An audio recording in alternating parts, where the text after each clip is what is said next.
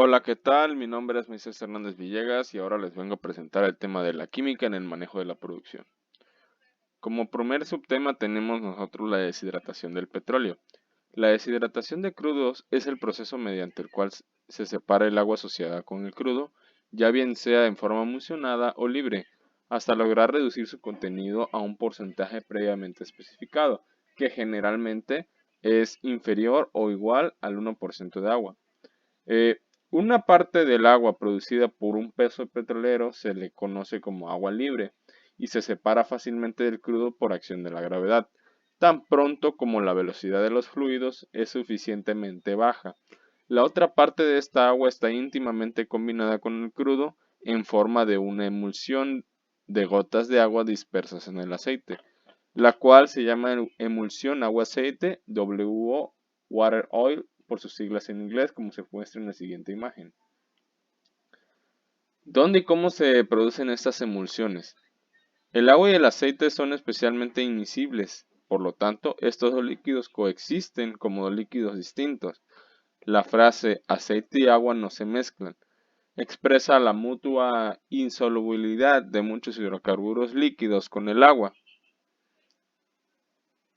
Existen tres requisitos esenciales para formar una emulsión.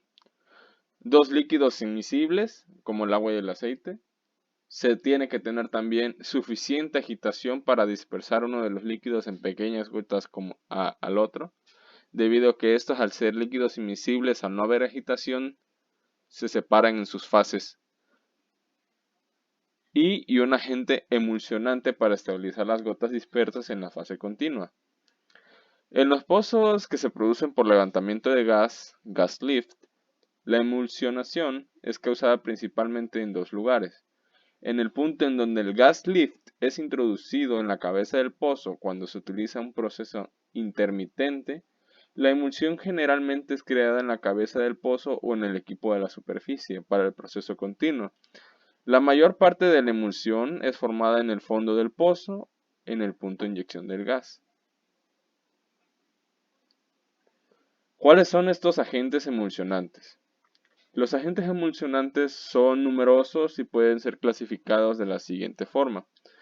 Existen estas siguientes. Tenemos los compuestos naturales surfactantes como los alfantenos y resinas conteniendo ácidos orgánicos y bases, ácidos nafténicos, ácidos carboxílicos, compuestos de azufre, fenoles, cresoles y otros surfactantes naturales de alto peso molecular. Sólidos finamente divididos tales como la arena, la arcilla, finos de formación, esquistos, lodos de perforación, fluidos para estimulación y tenemos los químicos de producción añadidos, tales como los inhibidores de corrosión, los biocidas, los limpiadores, los surfactantes y los agentes humectantes. Hay que aclarar que los surfactantes naturales se definen como macromoléculas con actividad interfacial que tienen un alto contenido de aromáticos y por lo tanto relativamente planas con al menos un grupo polar y colas lipofílicas con actividad interfacial. Estas moléculas pueden apilarse en forma de micelas que se forman en las fracciones ácidas de alfacelo de resina y materiales porfiníticos. La película interfacial formada estabiliza la emulsión debido a las siguientes causas. Aumentan la tensión interfacial, por lo general para emulsiones de crudo, la tensión interfacial es de 30 a 36. La presencia de sales también aumenta y la tensión interfacial. Forman una barrera viscosa que inhibe la coalescencia de gotas y si el surfactante o partícula absorbida en la interfase es polar, su carga eléctrica provoca que se repelan unas gotas con otras. En esta imagen está más explicada esta información, en donde nosotros tenemos aquí la micela de resina de asfalteno en una molécula de agua flotando en el crudo. Y todas estas se van agregando. Aquí en la figura nos dice que es la representación gráfica de la estabilización de una gota de agua por agentes emulsionantes presentes en el petróleo crudo. De ahí nos encontramos con las impurezas comunes que tiene el petróleo crudo. Las impurezas tales como el azufre, el oxígeno y el nitrógeno son comunes en el petróleo. Además, existe un grado considerable de variación en lo que respecta al color, la gravedad, el olor, el contenido de azufre y la viscosidad en los petróleos. Las impurezas se definen como todo aquel material contenido en el petróleo que no está constituido por carbonos e hidrógeno. En la actualidad se consideran clases de impurezas y estas se dividen en dos: las impurezas oleofóbicas y las oleofílicas. Como impurezas oleofóbicas, tenemos que no se encuentran disueltas en el hidrocarburo. Las principales impurezas oleofílicas son las sales, el agua y los sedimentos de petróleo. Y las oleofílicas se encuentran disueltas en este. Las principales son compuestos de azufre, compuestos organometálicos y ácidos nafténicos y compuestos nitrogenados. Las emulsiones y la desemulsificación del petróleo. Los oleoductos son los sistemas más eficientes y económicos para el transporte del petróleo crudo y sus derivados, tanto en tierra como en mar.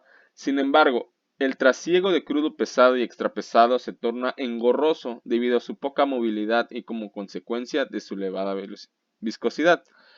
En la actualidad se han desarrollado diferentes estrategias para facilitar el transporte de los crudos pesados por sistemas de tuberías, tales como la dilución con solventes orgánicos o aceites más ligeros, el uso de mejorados de flujo, la reducción de arrastre mediante aditivos y el calentamiento.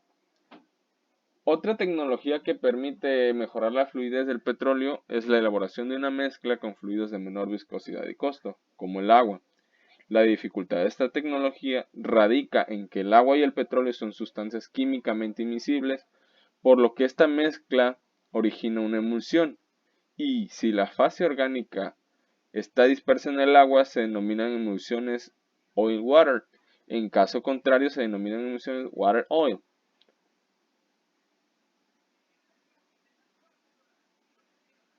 En este trabajo que se llevó, el trabajo experimental, se utilizaron dos ejemplares de petróleo crudo adquiridos en la empresa comercializadora de combustibles Matanzas, perteneciente a la compañía petrolera Cuba Petróleo. En la siguiente tabla se muestran algunas propiedades de ambos fluidos relevantes para el trabajo experimental. El crudo A está clasificado como petróleo crudo medio poco viscoso, mientras que el crudo B resulta pesado y de elevada viscosidad. Ahora, para poder emulsionar los crudos, con agua se elaboran de antemano soluciones con agente tensoactivo no iónico Tritón X100, con una fórmula química C33H60O10. En todos los casos el crudo se añadió lentamente a la solución, mientras se mezclaba utilizando un agitador estándar modelo MR25, con hélice de 3 palas. Las muestras se elaboraron con un volumen total de 200 mililitros en un recipiente de 500 mililitros para evitar el derrame del fluido durante la agitación. Ahora, con base en todo esto, nos dice que el trabajo experimental se organizó en dos bloques, utilizando ambos crudos. En el primero se elaboraron con 10 muestras de crudo A, analizando todos los factores experimentales de esta, y después del crudo B.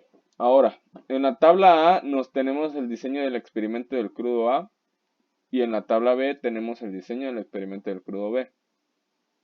Y por último, pero no menos importante, tenemos los métodos de deshidratación del petróleo, que dependiendo del tipo de aceite y de la disponibilidad de recursos, se combinan en cualquiera de los siguientes métodos típicos de la deshidratación, ya bien sean método químico, método térmico, método mecánico o método eléctrico. En general se usa una combinación de los métodos térmicos y químicos, con uno mecánico o eléctrico para lograr la deshidratación efectiva de esta emulsión. El tratamiento químico consiste en aplicar un producto desemulsionante sintético denominado en las áreas operacionales de la industria petrolera como química deshidratante, el cual debe de ser inyectado tan temprano como sea posible a nivel de superficie o en el fondo del pozo, que esto nos permitirá más tiempo de contacto y puede prevenir la formación de emulsión corriente bajo. La inyección de desemulsionante antes de una bomba asegura un adecuado contacto con el crudo y minimiza la formación de emulsión por acción de la bomba.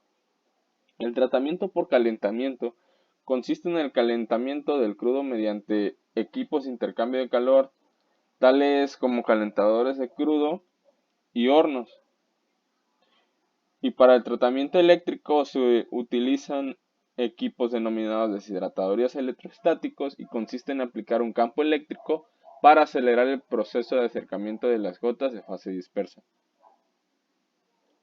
Al tener la acción de la química deshidratante, tenemos diferentes estudios que han demostrado que el mecanismo físico-químico de acción de los agentes deshidratantes o emulsionantes está asociado a la formación óptima del sistema. La formulación óptima se define básicamente como un estado de equilibrio entre las afinidades del surfactante para la fase acuosa y para la fase oleica. En esta tabla tenemos la historia de los usos del deshidratante y acá en la bibliografía tenemos lugares en donde ustedes podrán encontrar más información acerca de este caso. Hasta aquí ha llegado.